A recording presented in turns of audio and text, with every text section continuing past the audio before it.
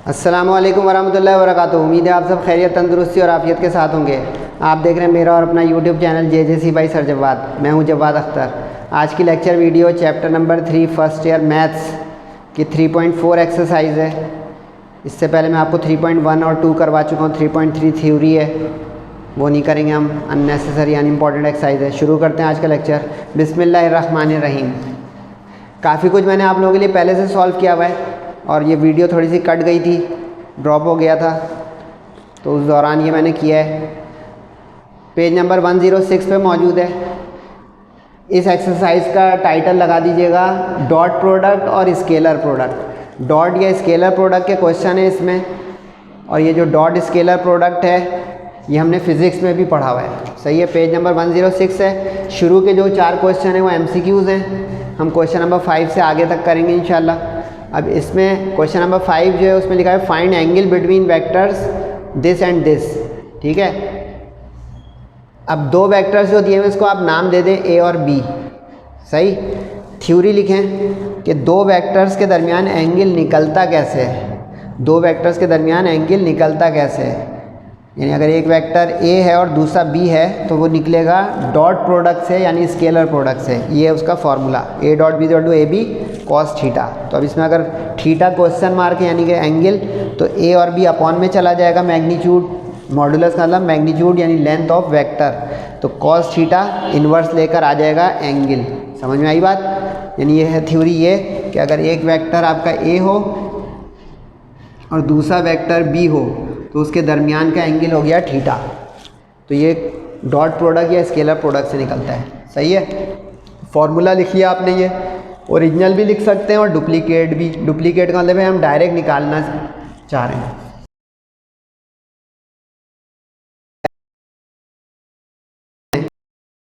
I dot I, J dot J, के dot के 1 होता है। क्यों? क्योंकि एक्स एक्सिस के रुख पे, दूसरे एक्स एक्सिस के रुख पे सारे पैरेलल होंगे, तो पैरेलल एंगल्स जो होते हैं उनका पैरेलल जो वेक्टर्स या लाइंस होती हैं उनका एंगल होता है 0। सही है, कॉस 0 होता है 1। याद भी कर लें, कैलकुलेटर भी चला लें। जबकि आई जे यानी एक्स और वाई, वाई और जेड, जे और के, ये परपेंडिकुलर होते हैं। तो परपेंडिकुलर का मतलब 90 डिग्री हो गया एंगल, और 90 का जो कॉस होता है वो 0 होता है। ठीक हो गया यहाँ तक? तो अब हम करेंगे क्या, हम सिर्फ I को I से, J को J से और K को K से मल्टीप्लाई करेंगे, बाकी मल्टीप्लाई नहीं करेंगे क्योंकि वो हो जाएंगे 0। समझ गए बात? क्योंकि अभी देखें ये थ्योरी जो लिखी है ये बहुत काम आ गई कि अब ये जब भी इस चैप्टर में आगे इवन सेकेंड ईयर में भी I J K में ज़रूरत पड़ेगी, और I J K पे हैट और कैप लगाना बहुत ज़रूरी है। ये यूनिट वेक्टर्स हैं। मेन वेक्टर जो होते हैं उसके ऊपर एरो लगते हैं, और यूनिट वेक्टर्स जो होते हैं उस पर कैप या हैट लगते हैं। इस चैप्टर के क्वेश्चन तो आसान लगेंगे, लेकिन 1 नंबर कट जाएगा अगर आपने ये कैप और एरो में गड़बड़ कर दी, खुदा ना खास्ता। अब जो सिखाया उससे करें। तो अब यहाँ पे 1 इंटू 3, -2 इंटू -2 और 3 into 1। I dot I, J dot J, के डॉट के, ये हो जाएगा 1। तो वो 1 लिखते नहीं, तो 1 3 ज़ा 3, 2 2 ज़ा 4, माइनस माइनस प्लस, 3 1 ज़ा 3। और नीचे मैग्नीट्यूड है, मैग्नीट्यूड निकालना लास्ट लेक्चर में सिखा चुका हूँ, फिर बता देता हूँ। रूट में सम ऑफ स्क्वायर्स, किसका? कंपोनेंट्स का। यानी कि अब यहाँ पे जो बल्कि ऊपर ही देख लें, यहाँ पे 1 जो लिखा हुआ है 1 का स्क्वायर, -2 लिखा हुआ है -2 का स्क्वायर, 3 जो है वो 3 का स्क्वायर। यानी ये जो कंपोनेंट्स हैं x y z components, rectangular components, उनका स्क्वायर। 3 का स्क्वायर, -2 का स्क्वायर, 1 का स्क्वायर। आसान। 1 + 4 + 9, 9 + 4, माइनस का स्क्वायर प्लस होता है, 9 + 4 + 1। सिंप्लीफाई किया, 1 3 ज़ा 3, 2 2 ज़ा 4, 3 1 ज़ा 3, आई आई जे जे के 1 हो गया, लिखा नहीं। अच्छा, रूट में कभी आई जे के मत लिख दीजिएगा। ये भी ये देखें, आई जे के होता है मैग्नीट्यूड में 1, तो आई जे के का स्क्वायर भी हो जाएगा 1। तो इसलिए यहाँ पे कभी रूट के अंदर आई स्क्वायर जे स्क्वायर मत लिख दीजिएगा, वो ऑब्वियस हो गया कि वो यूनिट वेक्टर्स हैं तो उनका स्क्वायर 1 होके ख़त्म। अब बाकी जो बचा 9 4 1, 9 4 1, 14 14, पेयर बना, पेयर बाहर आ गया 14 14 का। 5 और 7 आ गया, 2 5 ज़ा 10, 2 7 ज़ा 14। इसका ले लें आप कैलकुलेटर से, साइंटिफिक कैलकुलेटर में इनवर्स, तो आ गया 44.41 is the required angle between vectors. समझ में आ गया? 2 पार्ट है इसमें, तो दूसरा रिवीजन है, जल्दी से करें। पहले वेक्टर को A नाम रख दें, दूसरे वेक्टर को B नाम रख दें। ठीक, एंगल बिटवीन वेक्टर्स, अब तो फॉर्मूला याद ही हो गया, A dot B equal to A B cos theta, तो अपॉन में चला गया ए बी और कॉस इन्वर्स हो गया। वही काम रिपीट, यानी आई वाला आई से, जे वाला जे से, के वाला के से, तो 3 1 जा 5 4 जा माइनस का, 3 1 जा माइनस का, और नीचे उसी का स्क्वायर 3 का, 5 का माइनस 3 का, तो 3 1 जा 3, आई 1, 5 4 जा 20, जे 1, और माइनस 3 1 जा जे 1, 3 1 जा 3 माइनस का और के 1, नीचे उसी का स्क्वायर 3 का स्क्वायर 5 का स्क्वायर माइनस 3 का, फिर 1 का 4 का 1 का स्क्वायर। कैलकुलेटर चलाने से पहले देखें 3 3 कट गया, जो बचा लिख दिया। यहाँ पे पेयर नहीं बने, यहाँ पे पेयर बन गए थे तो बाहर आ गया था पेयर, यहाँ पे पेयर नहीं बना तो रूट में ही मल्टीप्लाई होगा। तो लंबी वैल्यू वाली कैलकुलेटर चलाएं, 43 18 सा जो आया इसका ले लें रूट और फिर कॉस इन्वर्स। एक चीज़ मैंने और लिखी हुई थी आप लोगों के लिए कि कभी भी अगर कॉस पॉजिटिव आएगा तो फर्स्ट क्वाड्रेंट, चैप्टर 10 रिवाइज कीजिएगा मेरा, पॉजिटिव आएगा तो फर्स्ट क्वाड्रेंट में होने की वजह से एंगल हमेशा 90 से छोटा यानी एक्यूट देगा। लेकिन जब भी कॉस नेगेटिव आएगा तो सेकंड क्वाड्रेंट में चला जाएगा, क्योंकि सेकंड क्वाड्रेंट में कॉस नेगेटिव होता है यानी एंगल 90 से बड़ा हो जाएगा, ऑब्ट्यूज हो जाएगा। समझ में आ गई यहाँ तक बात। अब क्वेश्चन नंबर 6 7 8 जो है ये 3 क्वेश्चन, इसका टाइटल लगा दीजिए डायरेक्शन कोसाइंस। डायरेक्शन कोसाइंस, ये डायरेक्शन कोसाइंस क्या होते हैं भाई, इसकी थ्योरी देख लें। कोई वेक्टर आपका हो, पोजीशन वेक्टर आर, फिजिक्स में भी होता था पोजीशन वेक्टर आर, इस पोजीशन वेक्टर आर का जो रिस्पेक्टिव एक्सिस के साथ एंगल बनेंगे ना, यानी पॉजिटिव एक्स एक्सिस के साथ, पॉजिटिव वाई एक्सिस के साथ और पॉजिटिव जेड एक्सिस के साथ, काउंटर क्लॉकवाइज, एंटी क्लॉकवाइज, तो ये कहलाएंगे पॉजिटिव एंगल्स। क्या? Direction angles. Alpha beta gamma तो हो जाएंगे direction angles, alpha beta gamma. लेकिन इसी का जो कॉस होगा यानी base upon hypotenuse, base upon hypotenuse, बचपन में पढ़ा हुआ, some people have curly brown hair, तो ये बेस अपॉन हाइपोटेन्यूज, जहाँ पे एंगल बन रहा होता है वो बेस हो जाती है, तो बेस, और ये वेक्टर हाइपोटेन्यूज है तो उसकी लेंथ जो होगी, तो बेस हाइपोटेन्यूज के रिलेशन से आ गया कॉस। तो जब कॉस के साथ हम इस रेशो को लिखेंगे ना तो ये कहलाएगा डायरेक्शन कोसाइंस। तो दो चीज़ें हो गई, direction cosine is a ratio, ठीक है, यानी बेस और हाइपोटेन्यूज का रेशो, और डायरेक्शन एंगल्स उसी का इन्वर्स करके एंगल, कि वो एंगल क्या है, अल्फा बीटा गैमा। अब अगर ये समझ में आ गया तो फटाफट, ये पिछले से भी आसान हो गया सवाल। अच्छा, इसमें 3 पार्ट है, मैंने 2 कर दिए, 2 और 3, क्योंकि एक ही जैसे भी और आसान भी है, तो आप 1 ट्राई करके फीडबैक दीजिएगा कि हो गया सर माशाल्लाह से। इसी को बिल्कुल फॉलो कीजिएगा। 1 पार्ट में छोटी गिनतियाँ हो, इससे भी जल्दी हो जाएगा, इसलिए मैंने 2 3 किया है बड़ी गिनतियों वाला। पोजीशन वेक्टर को नाम आर रख दें। आर का मतलब यहाँ पे ये एक्स का काम करेगा, ये वाई का, ये जेड का, ये पोजीशन वेक्टर का एक तरह का फिजिक्स में आपने पढ़ा भी होगा कि R is equal to X I plus Y J plus Z के। सर ये क्यों लिखा? इसलिए ताकि आपको आसानी होती जाए, आप ही के लिए लिखा। क्योंकि अब ये देखें 2 का स्क्वायर यानी x का स्क्वायर माइनस 4 का स्क्वायर 5 का स्क्वायर, और इसमें भी वही आई जे के 1 तो उसका स्क्वायर 1, आई जे के रूट में लिखिएगा नहीं मैग्नीट्यूड निकालते वक्त। तो अब ये सॉल्व किया 45, अब 45 का भी पेयर बन रहा है। अच्छा, यहाँ पे पेयर वेयर नहीं बन रहा था, यहाँ पे बन रहा था, जिसमें बने पेयर बनाएं, जिसमें नहीं बने छोड़ दें, यानी वो डायरेक्ट कैलकुलेटर में चलाएगा। अब यहाँ पे बन रहा है 3√5 पेयर। अब डायरेक्शन कोसाइंस, अल्फा के लिए x वाला, बीटा के लिए y वाला और गैमा के लिए z वाला। अच्छा, यूँ नहीं कीजिएगा काम, सारा वर्टिकल कीजिएगा ऊपर से नीचे। कई मरतबा बता चुका हूँ कि मैं सिर्फ अपना YouTube चैनल नहीं बना रहा हूँ, मैं आपको बोर्ड एग्ज़ाम और इम्तिहान के लिए भी गाइडलाइन दे रहा हूँ कि how to present, how to do steps and calculations. ये पूरा इम्तिहान के लेक्चर का सॉल्यूशन है, गाइड बुक या सिर्फ आपको वो नहीं मिल रहा है कि बस सवाल का सॉल्यूशन। पूरा फॉलो करें इंशाल्लाह, बेस्ट A1 की तैयारियाँ। अच्छा, अब ये रेशो है तो डेसिमल नहीं रख दिया, फिर यहाँ पे माइनस रख दिया, यहाँ पे रख दिए, 3 आ गए direction cosines, answer A। Direction angle भी पूछा हुआ है, अब इसी का इन्वर्स लेते हैं, इन दोबारा सॉल्व नहीं करेंगे, इसी का इन्वर्स लें 2/3√5 का, कैलकुलेटर दे देगा 72 पॉइंट। फिर इसी तरह दूसरे का लें, क्या था दूसरा भाई, ये रहा -4/3√5। ये देखिए चेक होना शुरू हुआ, जहाँ पे कॉस नेगेटिव आएगा वहाँ पे 90 से बड़ा एंगल होना शुरू हो जाएगा। ये देखें माइनस का आया, दोबारा से 1 26 यानी ग्रेटर देन 90 ऑब्ट्यूज़ में चला गया। चेकिंग की चेकिंग, MCQs की तैयारी। और गैमा तीसरे का इन्वर्स है 5/3√5 का। एंगल्स डेसिमल में अलाउ हैं क्योंकि ये फ्रैक्शन में हो सकते हैं, डेसिमल में हो सकते हैं। इसी का तीसरा पार्ट रिवीजन। अब उसमें लिखा है -3, 4 और 5। तो अब यहाँ पे x हो गया -3, y हो गया 4 और z हो गया 5। इसका स्क्वायर कर दें मैग्नीट्यूड के लिए। अच्छा, यहाँ पे भी पेयर बन रहा था 50 का, 5√2, 5 5 ज़ा 25, 25 2 ज़ा 50। अब इसका डायरेक्शन को साइन -3/4/5।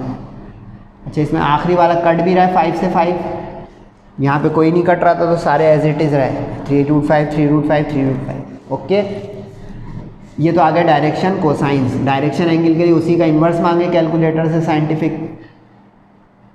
अच्छा, ये एक चीज़ नोट करते हैं आप लोग मेरी, लेकिन जहाँ पे कैलकुलेटर में 2 डेसिमल प्लेस के अंदर कोई ज़ीरो नहीं है वहाँ तक लिखें। इसमें 6 इसलिए लिखा है कि आप चलाएं कैलकुलेटर, यहाँ पे 0 आ रहा होगा, 6 0।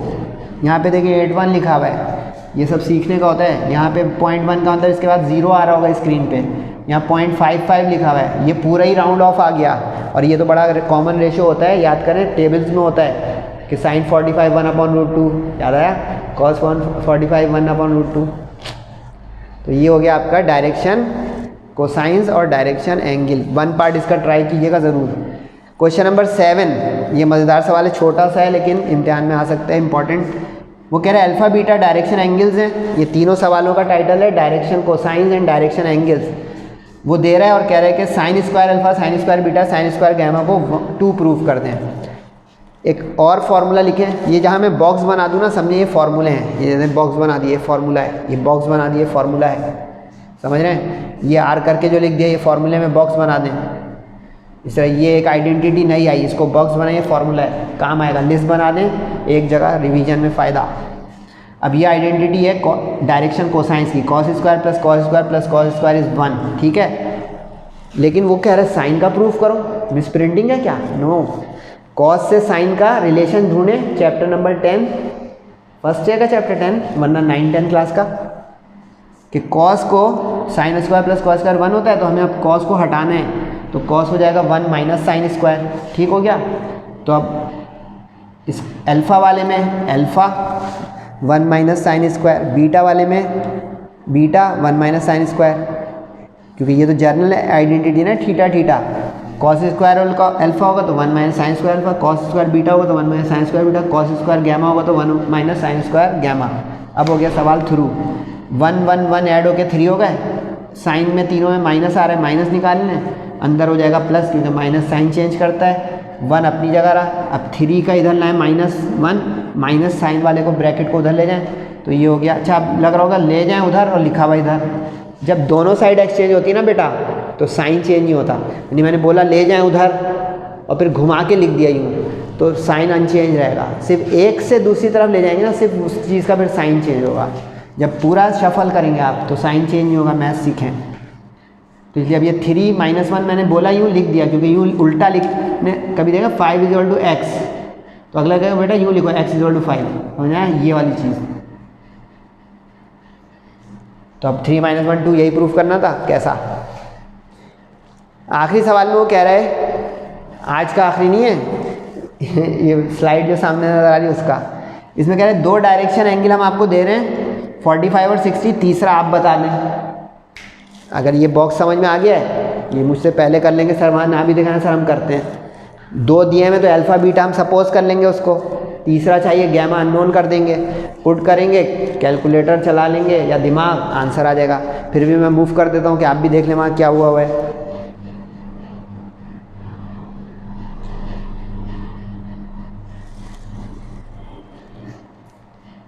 अब इसमें देखें आइडेंटिटी लगाई यही वाली, पहला एंगल जो दिया हुआ है 45 और दूसरा 60, उसको अल्फ़ा बीटा ले लिया, गैमा चाहिए, ठीक है। अब यहाँ पे वैल्यू पुट कर दी, देयरफॉर भी लिख सकते हैं आप, या पुट इन अबव आइडेंटिटी भी लिख सकते हैं आप पर। अब ये मैंने एक बारीकी लिखी थी आपके लिए कि cos स्क्वायर 45 का मतलब ये नहीं समझिएगा कि 45 का स्क्वायर कर दें, इसका मतलब cos की 45 की वैल्यू लें कैलकुलेटर से या टेबल से, फिर उसका स्क्वायर करें। तो अब cos 45 होता है 1/√2 इसका स्क्वायर, cos 60 होता है 1/2 इसका स्क्वायर, cos गैमा चाहिए वो रो का, सही। अब रूट बाहर आ जाता है स्क्वायर में, 2 स्क्वायर हो जाता है 4, ये उधर जाके हो गया माइनस। एलसीएम लेंगे 1 2 और 4 का कुछ लिखा नहीं हो तो वहाँ 1 होता है, तो 4 1 ज़ा 2 2 ज़ा 4 2 1 ज़ा और 4 1 ज़ा 4 1 1 ज़ा 1। समझ गए, टेबल पढ़ना है उतनी दफ़ा तो एलसीएम आ जाता है। 4 - 3 = 1, 1/4 स्क्वायर आ गई है तो हमें तो एंगल चाहिए तो स्क्वायर रूट लेना पड़ेगा, स्क्वायर रूट बोथ साइड। ये बारीकी आई, कई मरतबा आ चुकी है, फिर भी रिमाइंडर देता रहता हूँ। स्क्वायर हटेगा तो प्लस माइनस ज़रूर लाइएगा ताकि आइदर और हो जाए। एक अगर प्लस लाएंगे और माइनस नहीं, एक नंबर कट जाएगा कि अधूरा सॉल्यूशन है, इनकम्प्लीट सॉल्यूशन, नो।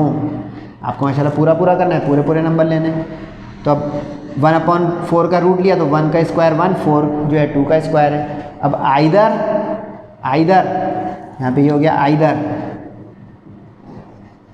या तो पहला 1/2 का इन्वर्स 60 कैलकुलेटर से और करके -1/2 दूसरा वाला उसका इन्वर्स 1/20। देखा फिर माइनस आया तो 90 से बड़ा हो गया ना एंगल। तो 2 एंगल हो गए, लेकिन और लिखेंगे आप क्योंकि एक वक्त में एक वेक्टर 2 एंगल नहीं बना सकता, यानी अल्फ़ा का एंगल या तो यहाँ पे 60 हो या 120 हो। तो यहाँ पे बीच में और लगाएंगे कि या 60 डिग्री बना रहा है या 120। जाइएगा नहीं, ये रब करके मैं करने जा रहा हूँ 2 से 3 सवाल इंशाल्लाह। और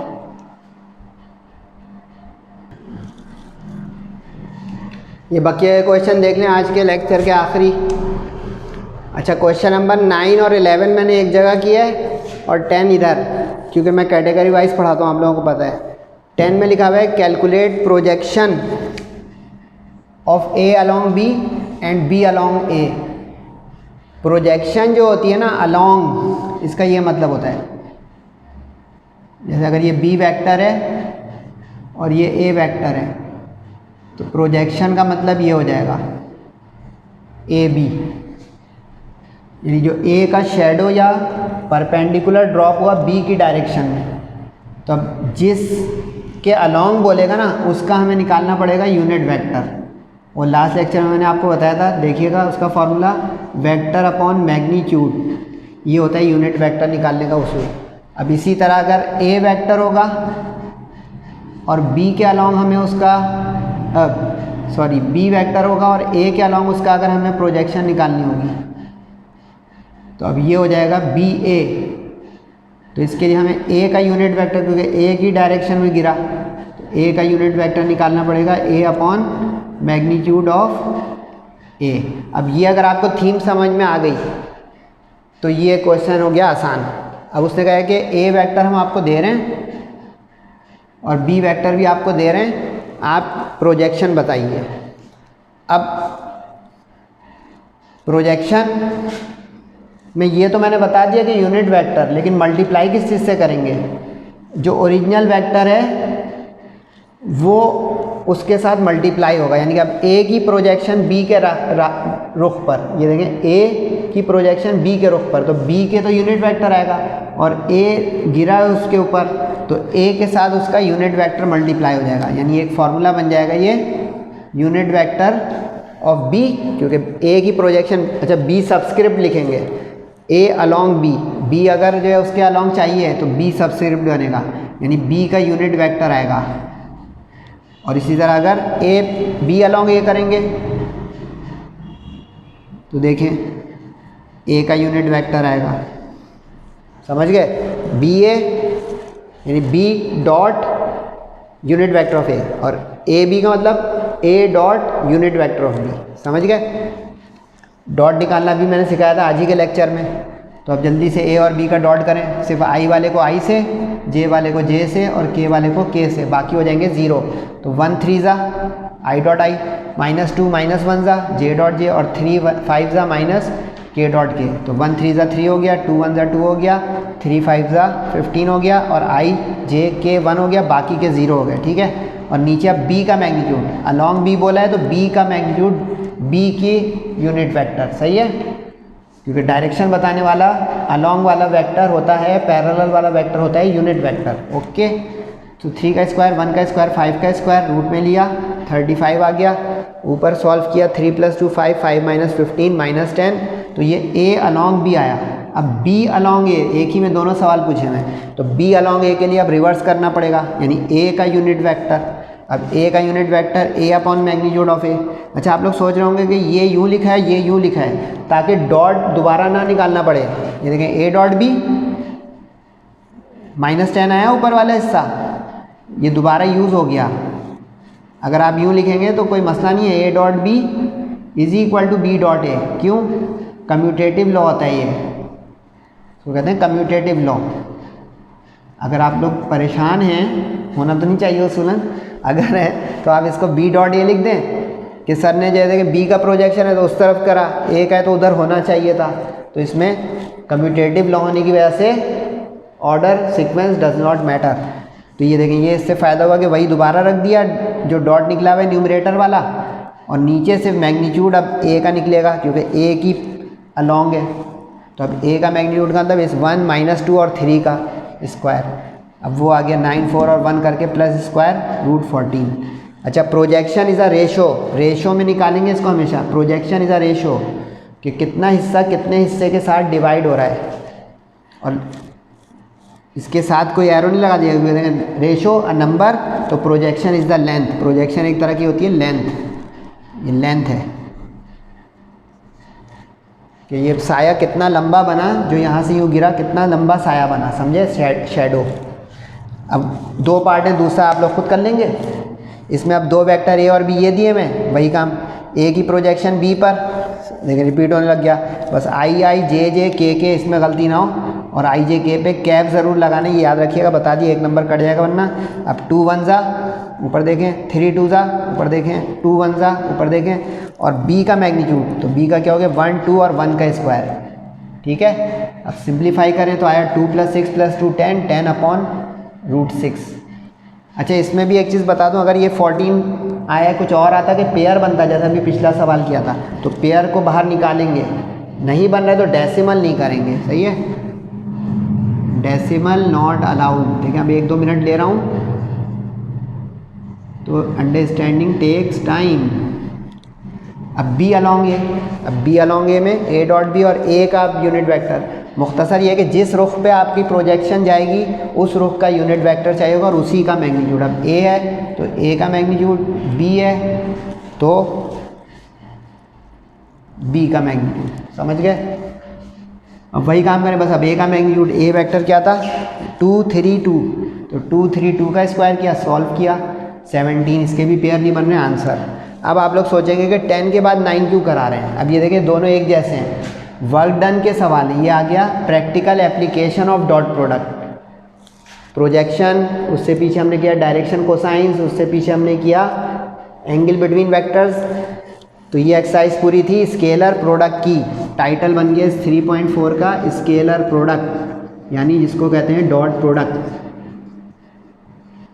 तो अब ये डॉट प्रोडक्ट की एक प्रैक्टिकल एप्लीकेशन है वर्क डन। फिजिक्स में ही पढ़ी होगी कि work done is force into displacement. कर लिए, फिर भी देख लें 2 मिनट। अब उसमें कह रहे हैं एक फोर्स है जिसको धक्का लगाया तो एक ऑब्जेक्ट मूव करके चला गया यहाँ से यहाँ। इसमें अब ये ज़रा ये ध्यान रखना है कि फ्रॉम और टू, कि कहाँ से कहाँ गया, यानी यहाँ से यहाँ गया, ये इनिशियल हुआ, ये फाइनल हुआ, ठीक है। तो इसका मतलब है फाइनल में से इनिशियल माइनस करेंगे तो नेट डिस्प्लेसमेंट आएगी, वरना वर्क डन उल्टा आ जाएगा, पॉजिटिव आना है तो नेगेटिव, नेगेटिव आना है तो पॉजिटिव। तो अब जो 2 पोजीशंस दी हुई हैं उसको नाम या D1 भी रख सकते हैं, अच्छा आपकी मर्ज़ी है, R भी लिख सकते हैं। अगर आप पोजीशन को R लिखना चाहें तो बिस्मिल्लाह R लिख देंगे तो यहाँ F डॉट R आ जाएगा, D लिख देंगे तो F डॉट D आ जाएगा, चॉइस इज़ योर्स, ठीक है। यहाँ पे F डॉट D भी लिख सकते हैं, आपकी पसंद, दोनों चला रहे हैं टीचर और बुक वाला, आपकी मर्ज़ी। अब 2 पोजीशन को मैंने D1 D2 बोला है, सही। तो अब फाइनल माइनस इनिशियल क्या हुआ, फ्रॉम टू 6 - 4, x में से x वाला माइनस, 4 - 2 y में से y वाला, ये x1 ये y1 ये z1 और ये x2 ये y2 ये z2, तो यानी x2 - x1 y2 - y1 और z2 - z1, समझ में आ गया। तो 6 - 4 2, 4 - 2 2, 9 अरे तो गोल्डन नंबर 2 2 2। अब जो D आया इसके साथ इस फोर्स का डॉट प्रोडक्ट ले लें, डॉट प्रोडक्ट तो लेने में आप माहिर हो गए माशाल्लाह, आई वाला, जे वाला, के वाला, बाकी के ज़ीरो। तो अब 7 2 ज़ा 9 2 ज़ा और 11 2 ज़ा।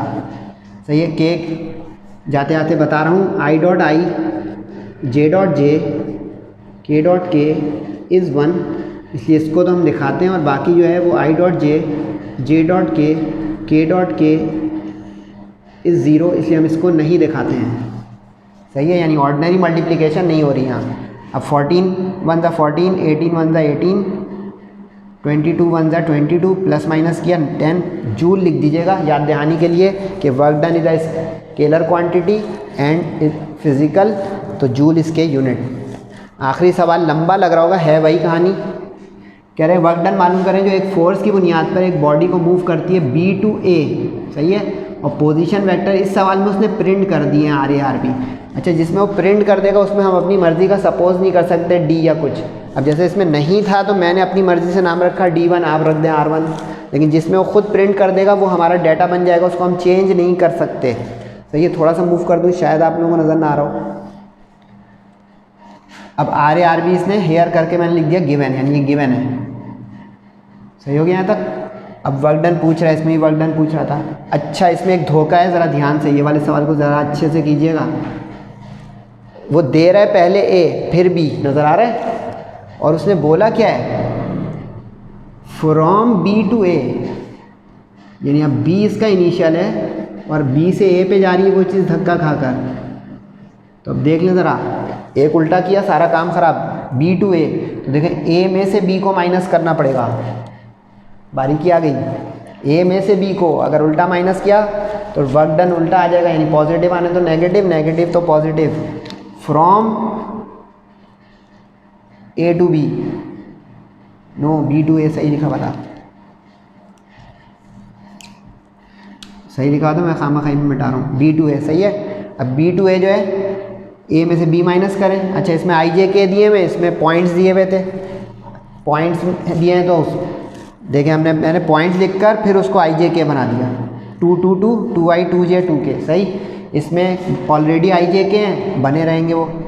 अब इसमें ज़रा ख्याल रखिएगा, आई वाले में से आई वाले को तो 2i माइनस 7i एक जगह लिख दें, 5 माइनस 3 एक जगह लिख दें जे वाला, और -2 और माइनस माइनस प्लस हो गया तो -2 के और +5 के एक जगह, ये एक जगह करें, ये एक जगह, ये एक जगह, आ गया आपका रिजल्टेंट पोजीशन वेक्टर। सही है, यानी डिस्प्लेसमेंट। अब वर्क डन की डेफिनेशन लगाएंगे, it is a scalar product of force and displacement. I वाले को, जे वाले को, के वाले को मल्टीप्लाई करें, 15 से 15 कट गया, बाकी बचा 8 जूल। ये वर्क डन, इसमें कुछ कटा नहीं था तो प्लस माइनस करके 10 जूल। आसान एक्सरसाइज है, चैप्टर भी आसान है। फीडबैक ज़रूर दीजिएगा। सेहत और ज़िंदगी के साथ अगला लेक्चर है, तब तक अपना और सबका बहुत ख्याल रखिएगा। अस्सलामु अलैकुम वरहमतुल्लाहि वबरकातुहू।